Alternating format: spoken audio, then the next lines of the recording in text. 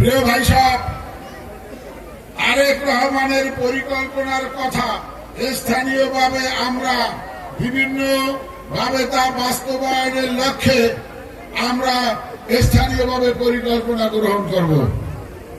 2, BNP তথা তারেক রহমানের ঘোষিত নির্বাচনী ইশতেহার বাস্তবায়ন তথা গৃহহীন মা বোনদের জন্য পর্যায়ক্রমে ফ্যামিলি কার্ড বরাদ্দ দেওয়া হবে।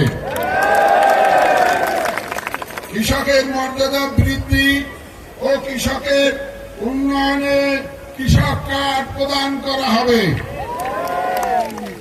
অসুস্থ মানুষদের জনস্বাস্থ্য সেবা তাদের দোরগোড়ায় পৌঁছে দিতে স্বাস্থ্য কার্ড যথাযথভাবে পৌঁছে দেওয়া হবে।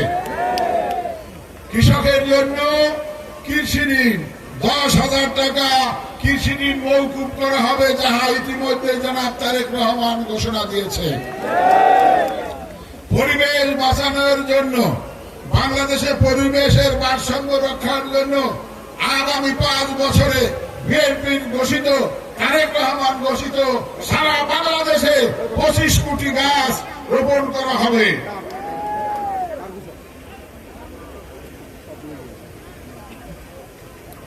সরকারি পাথরগাড়া সড়কটি 4 লেনে উন্নীত করার কাজে আমরা হাত দেব ইনশাআল্লাহ। বিগত সরকারের ফেলে যাওয়া মঠবাড়িয়ার মিলখালী রাস্তা, ডাকবাংলা হতে তেঁতুলতলা রাস্তা সহ সকল রাস্তার পুনর্নির্মাণ কাজ করা হবে।